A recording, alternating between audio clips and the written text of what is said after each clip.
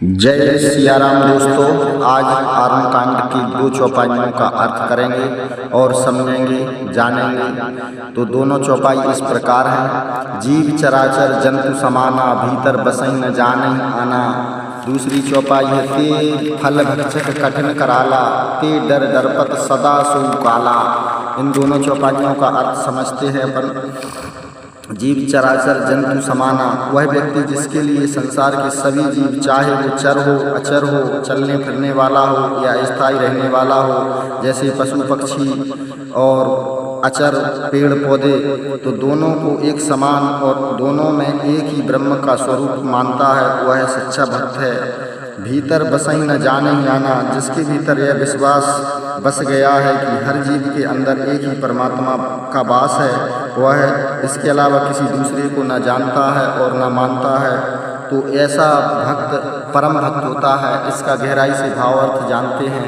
वह व्यक्ति सच्चा सर्वज्ञ ज्ञानी, सब कुछ जानने वाला होता है, तत्व ज्ञानी होता है, पंडित ऋषि और अखंड विज्ञान का घर होता है, जो संसार के सभी छोटे बड़े चर और अचर जीवों को अपने ही समान समझता है और सब में एक ही ईश्वर का रूप देखता है। उसके मन में किसी के प्रति परायापन या भेदभाव का भाव नहीं रहता है। वह ईश्वर का सच्चा भक्त और पूर्ण समर्पण व्यक्ति ही ईश्वर का पार्षद होता है। पहली चौपाई का अर्थ है, अब दूसरी चौपाई का अर्थ करते हैं।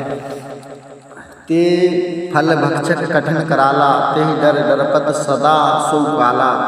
ते फल भक्षण कठिन कराला, इस संसार के जीवों को उनके कर्मों का फल देने वाला और समय पर सबका सर्वनाश करने वाला, जो अत्यंत कठोर, निर्दयी और भयानक काल है, समय मृत्यु है। ते ही डर डरपत सदा सुकाला, वह महाबली काल, समय, मृत्यु खुद स्वतंत्र नहीं है, बल्कि वह भी हमेशा भगवान की डर से डरता रहता है और उनकी आज्ञा में रहता है और उनके सारे में नाचता है। इसका पूर्ण गहराई से भाव अर्थ है। इस चौपाई में स्वयं श्री राम जी ने लक्ष्मण जी को बताते हुए कहा है कि इस संसार में काल, मृत्यु क्रूर और शक्तिशाली है। वह किसी के साथ कोई पक्षपात नहीं करता।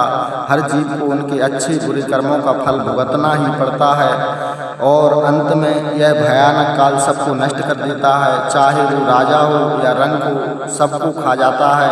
इसलिए यदि कोई मनुष्य इस संसार में काल या मृत्यु के भय से बचना चाहता है, तो उसे केवल और केवल भगवान की शरण लेना चाहिए। जो भगवान का सच्चा भक्त बन जाता है तो उसका काल कुछ भी नहीं बिगाड़ सकता। जैसे विभीषण, हनुमान, कृपाचार्य, द्रोणाचार्य, ऐसे बहुत सारे भक्त जो हुए हैं भगवान के, तो वो आज भी चिरंजीवी हैं। इसलिए सच्चे भाव, अहंकार, घृणा, दोष, ईर्ष्या सबको त्याग कर भगवान की सच्ची भक्ति करना चाहिए। धन्यवाद दोस्तों, आज इतना ही, कल फिर मिलेंगे। धन्यवाद।